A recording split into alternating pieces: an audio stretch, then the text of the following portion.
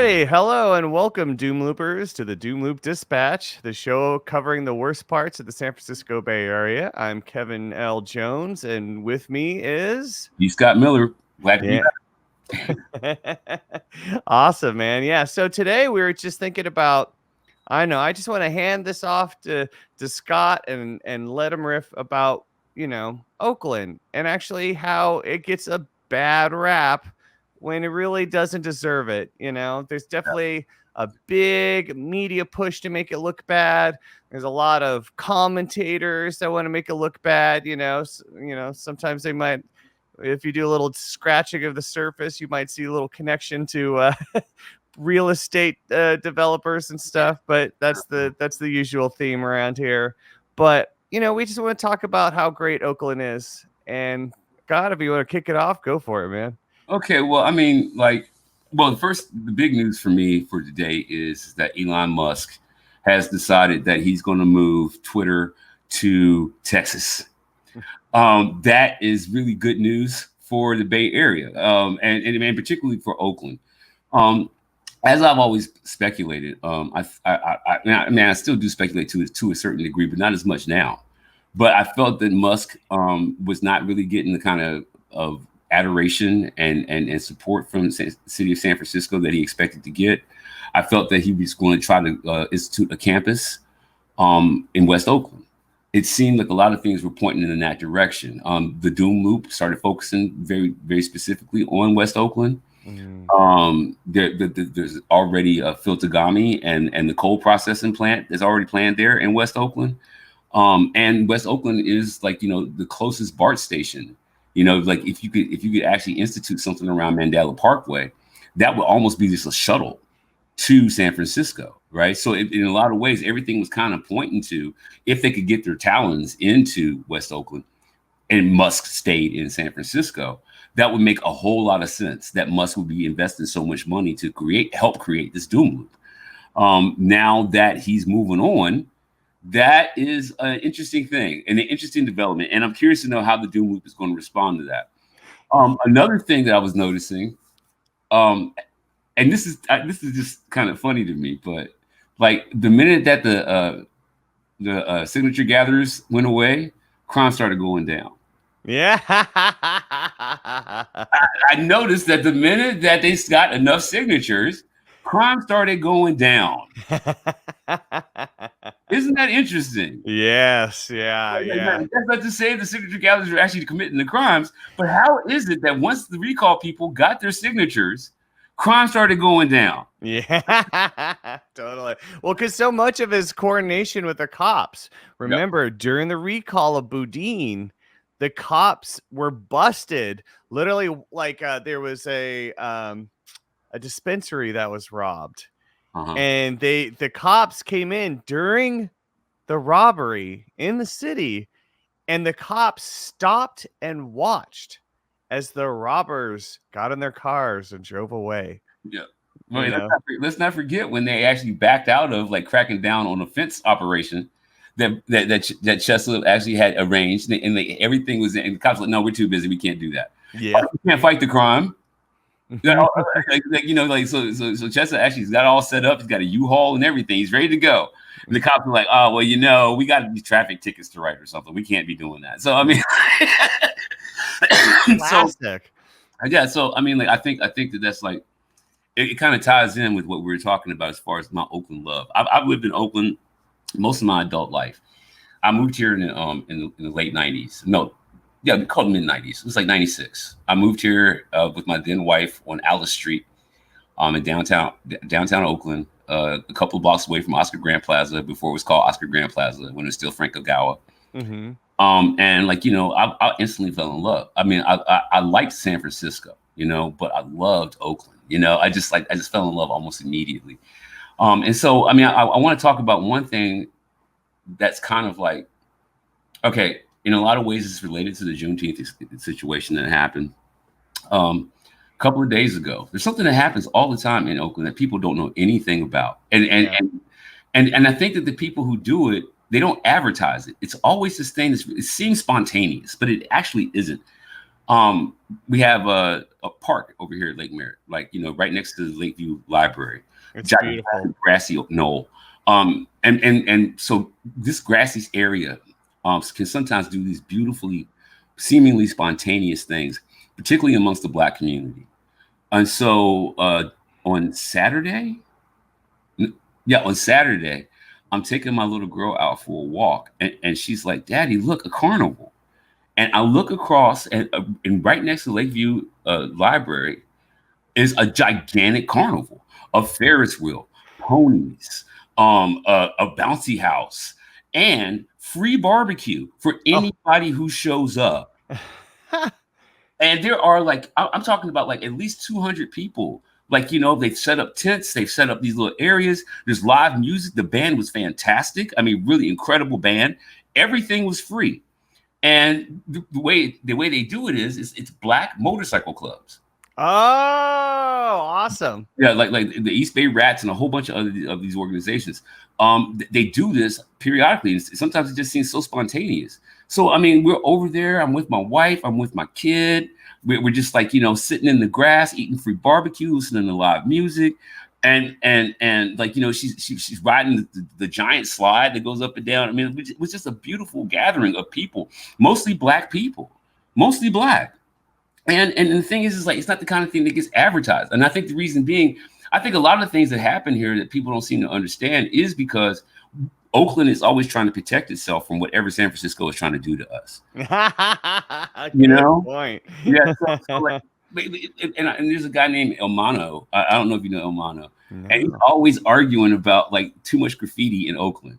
Like, he's always like, there's too much graffiti in Oakland. We got to do something to clean up the graffiti. I said, but if you clean up the graffiti, it's going to make people want to come here. We don't want people here, right? We don't want people here. So, I mean, like, one of the things I really love about Oakland is that Oakland understands the treasure. Mm-hmm. Oakland understands the treasure that maybe should stay buried. Yes, yeah, right? Totally. So, I mean, I think that one of the arguments that I think that San Francisco people and the recall people and all these people, they're trying to say that they want to make Oakland more palatable to a certain constituency, right? Yeah. But have you ever really considered that the constituencies of natives, right? Yeah. The natives are constituent. We are constituent. Yes. So I mean, the same thing happens every Saturday. Like, we have our farmers market over there, and then at the same time, we have vendors all up and down and around the lake, like every Saturday. No gun violence, no fights, no nothing. It's just, and once again, mostly Black and brown people who are the vendors. Mostly Black and brown people cooking food. Mostly Black and brown people selling their wares. A lot of African goods are sold. Like a lot of Caribbean food is sold. A lot of African food is sold. Mm-hmm. Like, and you hear all kinds of music: hip hop, soul, jazz, blues. You go over here to Lakeshore Avenue on a Saturday. There's a guy who's always there selling really Black educational materials. Is what he sells buttons, and the buttons are of obscure Black icons and figures. It's not just Malcolm X and Martin Luther King. We got into a serious conversation one time about this guy named Noble Ben Drew Ali. And Noble Ben Drew Ali is the founder of the Moorish Orthodox Temple from the 1940s. Okay. He is the precursor to the Black Muslims. Oh, yeah. Okay. That's an interesting story too. Yeah. And so I actually walked by and he said, "What you know about this?" And he showed me the pen, and I was like, "Oh, that's Noble Ben Drew Ali." He said, "Oh, you do know about this." But so these kind of interactions happen all the time in Oakland, and I think that one of the ways that they frame these things, and this is why, like I say, I mean, I'm just riffing on Oakland and why I love it. But one of the reasons why I do love it is because in a lot of ways, man, I mean, like, we're kind of like family around here. We're kind of like family. I have people. There's not a time when I can't walk outside of my door and get like a bunch of pounds. There's actually cats who salute me, like, like we get. That's because I've lived here for so long. So I mean, they've seen me raise my son. They're seeing me raise my daughter. So I mean, like, and these are the kind of things that like people want to protect. People want to protect these things. We don't want people coming in and trying to trying to interfere with this thing that we've raised families in. Yeah. Like, and it's so true. Like, this whole thing about Black jobs. Well, every place in Oakland is a Black job, which is like, and so it's not just, like I say, it's not segregated. it's inclusive, Mm-hmm. right? Like I think that one of the major differences in between Oakland and say San Francisco is a very segregated community. Mm-hmm. Right, it's very segregated, but there is not a time when I can't go down Lakeshore, I can't go to the west, I can't go to the east, and I don't see all kinds of people, and nobody has a problem with anybody, right? And this, in a lot of ways, it's kind of like the narratives that they're trying to push are narratives that really just don't exist in Oakland, right? Yeah. Like for example, the Stop Asian Hate thing that was getting pushed around.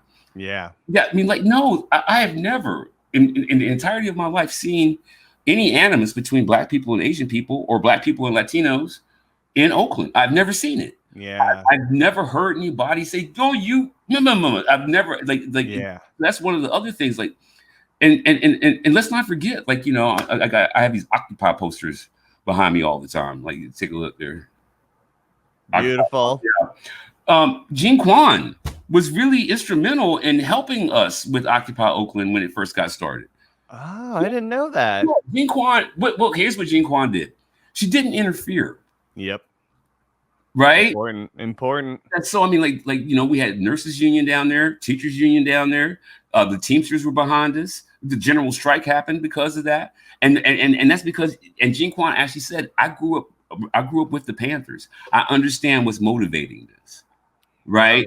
Like, yeah, so I mean, that's another thing about Oakland. I mean, Oakland, how are you going to talk about the place that is actually the birthplace of the Black Panthers as anything other than what it is? Mm-hmm. Right? I mean, how can you do that? How can it seems to me like to be a ridiculous contradiction that, you know, you're talking about a place that actually did a multiracial Black-led coalition that actually influenced the entire world, and somehow we don't know what the hell we're doing over here. You know? Somehow. Yeah. And so, I mean, I love Oakland because of Oakland's history. I love Oakland because, I mean, like, this Oaklandish hat. That is my man Jeff Hall. I've known Jeff, like, you know, me and Jeff go all the way back to the early 2000s. The guy who actually used to own Oaklandish, he sold it, but the original founder of Oaklandish, Jeff Hall, he is one of those guys that just had a town love, and he still does. He still has a town love. It's just something that really is ingrained in a lot of us. A lot of us just believe in the town love. You know, we believe in the group, like, and like, you know, there's the Aerosol network who make beautiful town love murals, particularly about the Black Panthers. You've got Willie Brown's son, Mike Brown. Mike Brown owns this clothing store on my neighborhood called True, which is an extension of the store he opened in the early 90s in Upper Haight. Okay. I used to go to that store all the time because I lived on Lower Haight, and I used to go to that store all the time. So I knew Mike pretty well. So when they opened up True over here just a couple of years ago, and I was like, oh my God, Mike Brown decided that he's going to come back to Oakland. He's going to come to Oakland. So, like, you know, and a lot of people do that. Oakland's not a place that's open for gentrification. You cannot come and just gentrify Oakland. You'd have to gentrify the history. Yeah. You can't gentrify the history of Oakland. It's impossible to do. And I mean, and the same thing I think is also true of the political atmosphere. Like, I think one of the reasons why the recall people are going to continue to have, like, you know, a great deal of stern resistance is because, like, you just can't vilify Black, brown, and Asian people in Oakland. We are the most diverse metropolitan city in the country. Yep. There is no other place that's diverse as far as being a metropolitan area. I think that we're trying to remember there is one place that actually is more diverse, but it's a small town. Near Oakland. I forget which one. Like Fremont or something. Yeah. Down near Oakland. Yep. Actually is most diverse, but on paper, Oakland is the most diverse metropolitan area in the country, and it's going to be really hard to divide people here. Yes. Right. Yeah. Like that's what town love is to me. Town love is it's going to be really hard to divide people in Oakland because we all grew up together in a lot of ways. But everybody went to school with each other. Everybody sees each other on the streets every day. Like, you know, and another funny thing that happens is that Oakland has its own weird urban accent. Oh yeah. Well, I mean, it definitely comes up with a lot of slang too. I mean, hella, and, you know, all the shizzle and stuff like that. That is all Oakland. But the thing is like I've seen this a couple of times where somebody from Oakland, an Asian guy or a black guy, or like, but everybody's got like this Oakland accent that kind of leans kind of black, but also kind of leans kind of going towards Spanish. Yeah. Everybody in Oakland's got this really weird accent, right? Like I think they give Xing Dao a really difficult time because she has the Oakland accent. She's got this accent. They go, oh, but she's trying to sound black. Like, no, she's not. That's what we all talk like this in Oakland. Nobody doesn't talk like this. That's amazing. Yeah. But, no, and it's something that you pick up after time. Like, when I first came out here, I had a pretty distinct Southern accent. I'm from the South. I'm from West Virginia, Alabama. Like, I still have words that I can't really say without putting a little bit of a Southern tinge or a drawl into them. Like pen, P-E-N. I have to be very careful when I say pen, because if I don't say pen, I'll say pen. I need a pen. Mines. That's mines. I might. But after living here for like 30 plus years, you pick up the lingo, you pick up the accent, and it's a very multicultural accent. It's the sound of a melting pot. It's kind of like a New York accent. It's the sound of a melting pot. Like people have melded together all these different dialects, all of these different kinds of inflections. And so it's an Oakland accent, but it sounds like it could be just about anywhere. But it does have a little brown in there. Yeah. It has a little brown. Yeah, but as it should, though, which is something I also love about Oakland. Yeah. and then there's the food. I mean, like some of the most diverse food you can hope for here. You got soul food, you got menudo. It's only like I was in San Francisco not too long ago, and I went looking around for menudo and couldn't find it. I was heartbroken. I couldn't find menudo anywhere. Menudo is like 5 blocks away from me here in Oakland. Wow. Yeah, I want some menudo. Do you have it on Sunday mornings, like the tradition? Yes, I do. Yes, I do. I get cravings for menudo on Sunday, and I will go, and they will have menudo for me. Nice. Nice, very nice. I mean, so these are the kind of things that people don't really take into account with Oakland. But even with the shootings and shit, I mean, like it's ridiculous to think. Okay, well, let's talk about Juneteenth real quick. Yeah. Do you want to give a little background first? Yeah, I'll give some quick background. So, Juneteenth Festival, this happened a couple of years before when Armstrong was police chief. At that time, there was a gang war going on in San Francisco. Okay. I don't remember what territories it was, but I do believe it was some sectors of the Western Addition and other sectors of perhaps. I want to say the Mission, but I might be wrong. But there was a gang war going on, and these dopes came over to our Juneteenth festival with their guns, and they caught a rival at a local convenience store, and that rival and somebody else was shot. One person died, the other person didn't. But like they tried to put that on Oakland. They tried to put that on us. But Oakland knew what was really going on. So, I mean, then, we had another Juneteenth, no problem. And now this Juneteenth, straight up pew-pews, just all over the place, pew-pews. But, I mean, once again, one of the things that people were saying is that because it was lack of police presence. But then when they went back and they looked at the data, there were like 17 cops on premises when it was Yep. So no, it wasn't lack of police presence, right?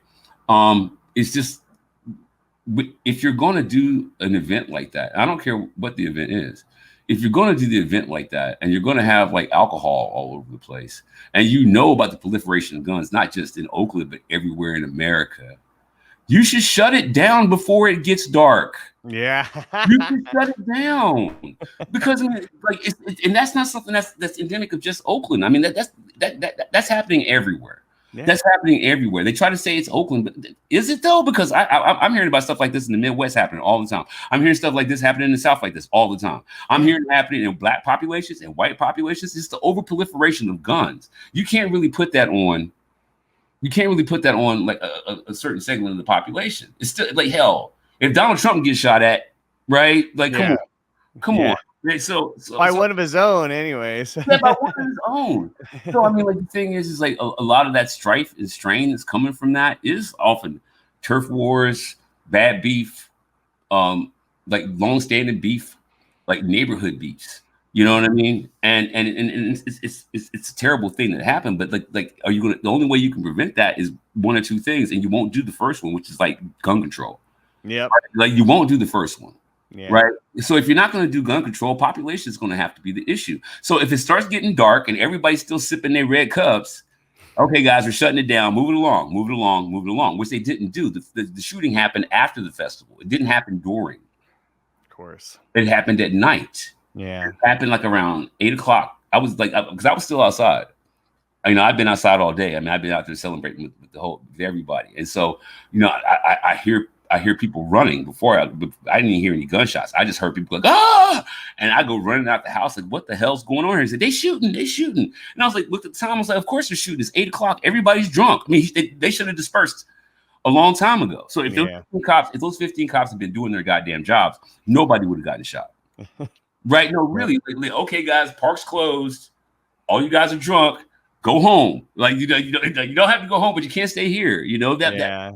So in a lot of ways, I think the cops dropped the ball more than anybody else. You know, and as it sounds like, unfortunately, it was a bunch of kids with guns too, which is like, you know, adults don't pull like that.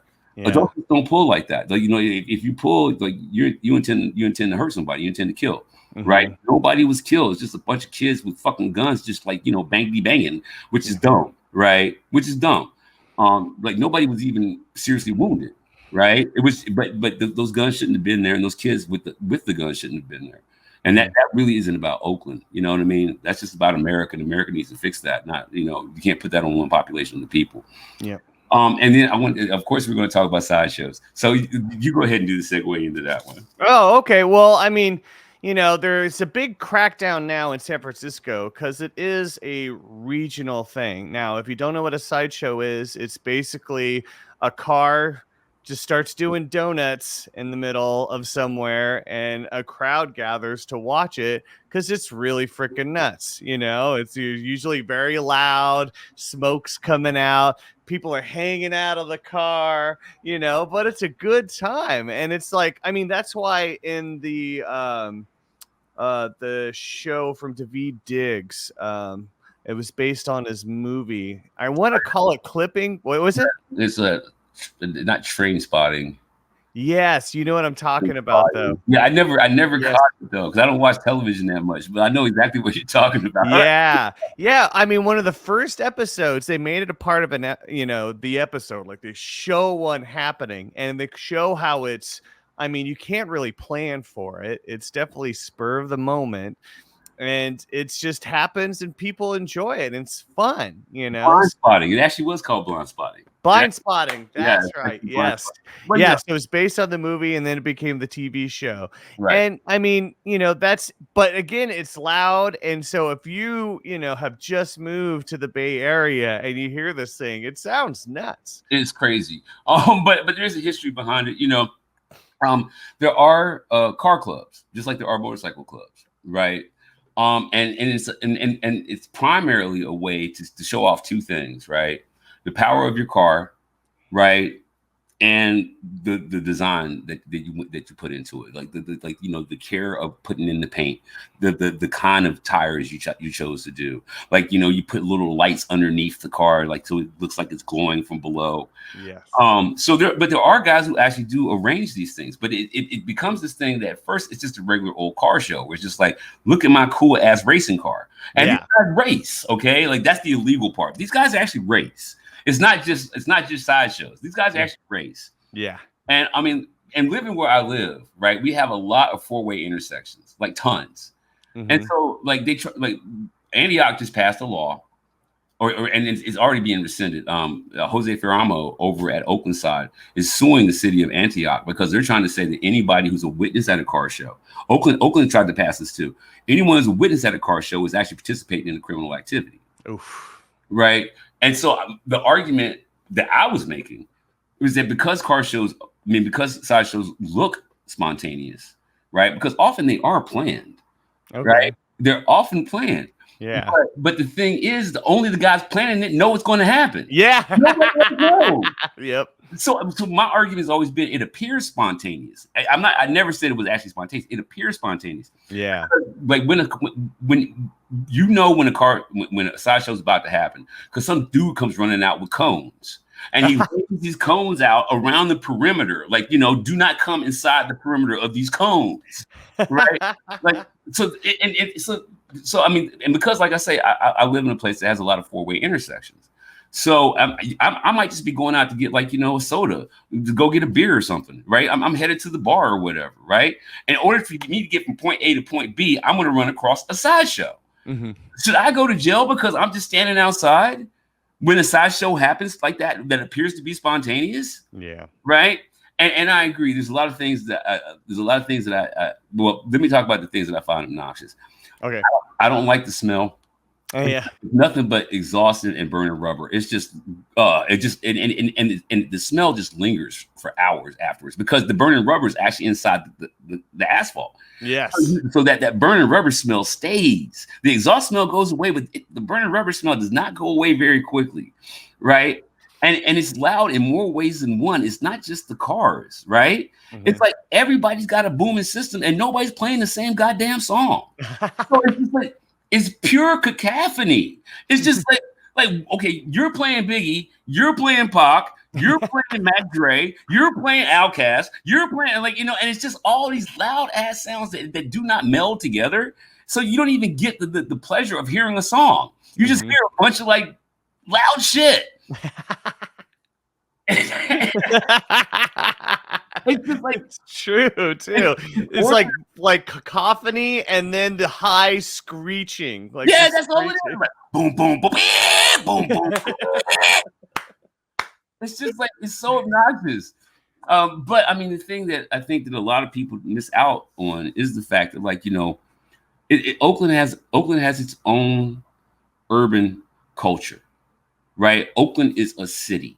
Mm-hmm. Stop trying to treat it like it's not Piedmont. This is not Piedmont. Mm-mm. This isn't even San Francisco. And I'm talking about San Francisco 7x7 in San Francisco. I'm not talking about Daly City, San Francisco. I'm talking about 7x7 in San Francisco. Like, this is Oakland, right? Like, this is the home of the Black Panthers.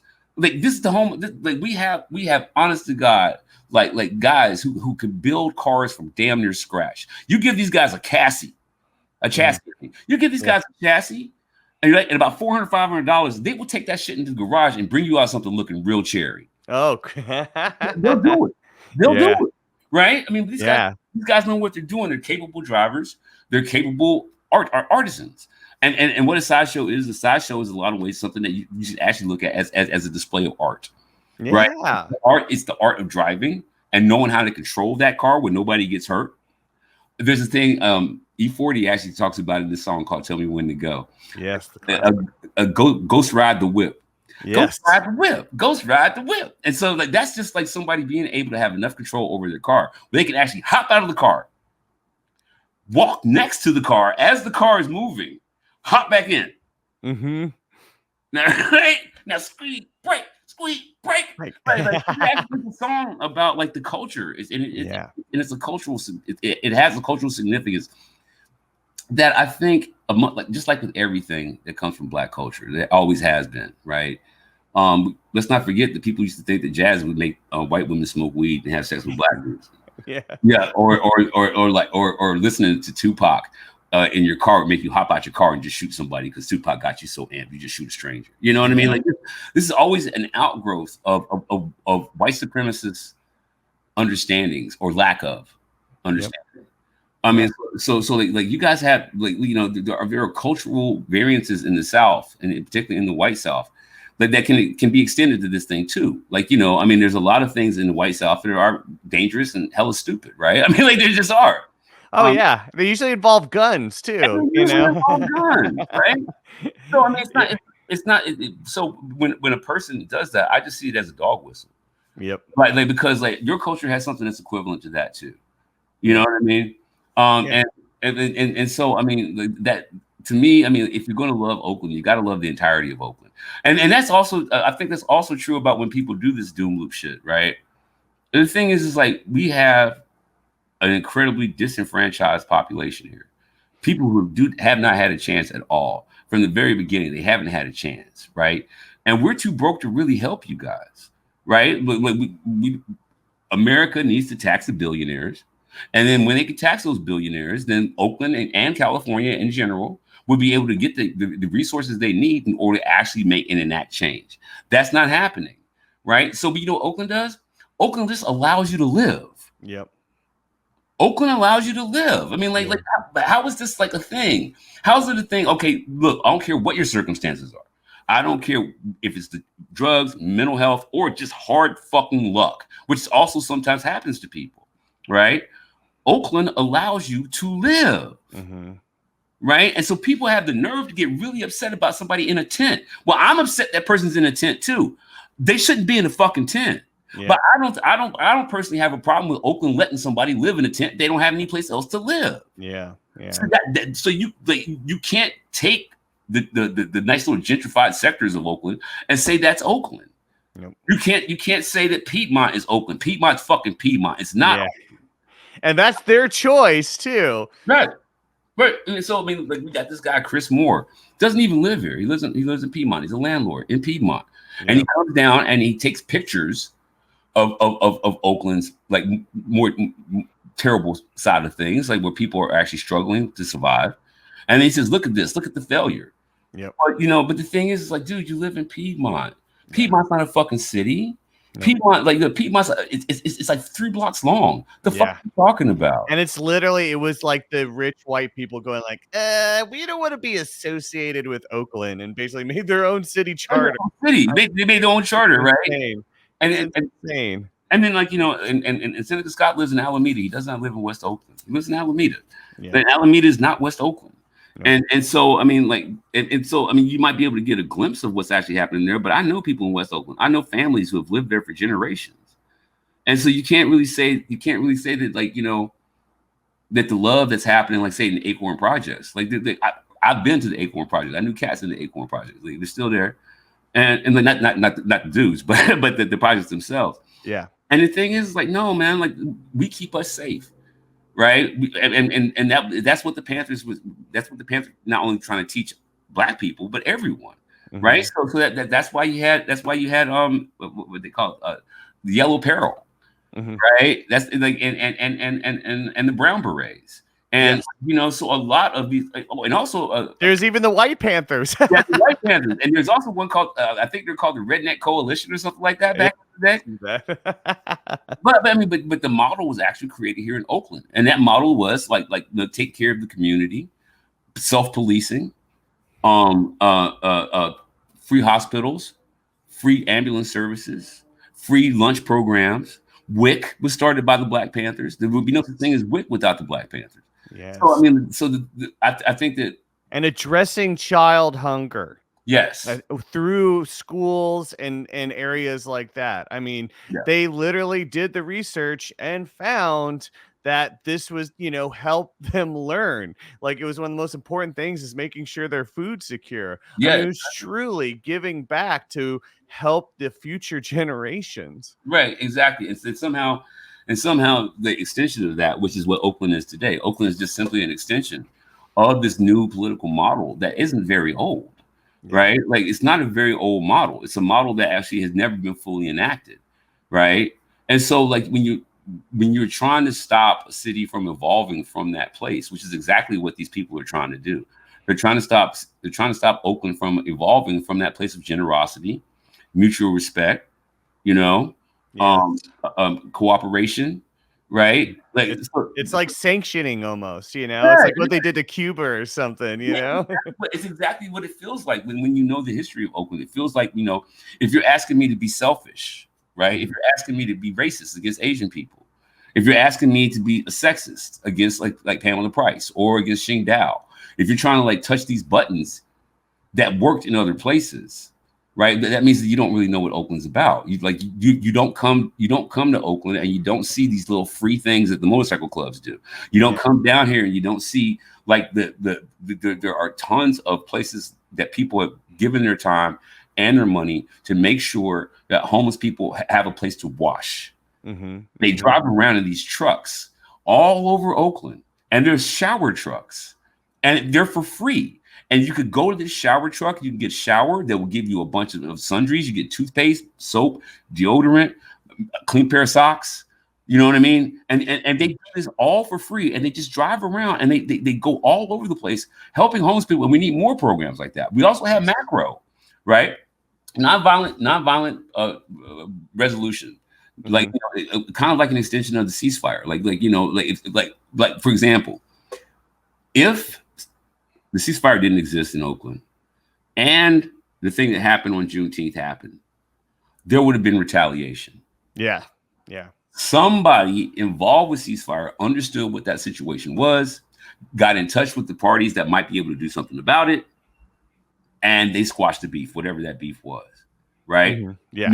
Macro does the same thing, right? The macro understands that you don't necessarily need to have a gun to resolve a conflict, right? Yeah. So I mean, like, these things are coming out of Oakland, and people are really desperately trying to stop it. And to me, it doesn't make any sense at all. Yeah. I mean, I don't understand it, because like the thing is like what we're talking about is peaceful resolutions, and we're talking about like feeding people, and we're talking about keeping people safe and keeping people clean. Yeah. And they go with, it's a hellhole. Oakland's a hellhole. But does your city do that? No. Does your city do anything? Are they even trying? Yeah. Right. And so how is Oakland's a hellhole, but San Francisco isn't, and they're not extending those kind of things out to the people who need the help. Yeah. So how is it that Oakland is more of a hellhole than San Francisco is? You know, it's the I whole don't know. that whole relate, you know, but look who lives there, you know, look at the stories we hear. And we're gonna have to wrap up soon. Okay. But I just wanted to make a quick point, because last week I played a show that was kind of during like a street festival down like a parallel to the freeways in West Oakland, like that warehouse area around West Grand. Yeah. It was amazing. It was beautiful. It was super diverse. Like basically we were playing in an auto shop, but just down the street they had like a food not a food market, but you know, like where you could like a food area with a band playing as well. Yeah. And it was all kinds of different people, everyone get along, everyone, you know, saying hi and howdy and having fun, you know, little kids running around. And this, you know, Thursday afternoon. And at one point, Mayor Sheng Tao walked through. Now, this was the same day that they made the announcement that Gavin Newsom was going to send, you know, 4 times the CHP officers that are there now. He's going to increase it by 4. And of course, Tao sent out a message like that. Sounds great. You know, we got ceasefire back. Fine. I could use all the help you can give, you know, probably not wanting to be like, last thing we need is more cops. But, you know, supposedly if it's so dangerous and that they need to increase all the police presence, we still have Mayor Sheng Tao coming to one of these events without bodyguards, without anything. She is the mayor of this city. You know, how don't you ever expect like a huge posse or like a huge entourage? That's a more accurate word. You know, with all the, like, every time I see Mayor Breed, she's not like with 1 or 2 people. You know, it's an entourage. This is, I think she maybe had like an assistant with her, and that was it. And she was just walking through. You know, and it was totally safe. There's so much.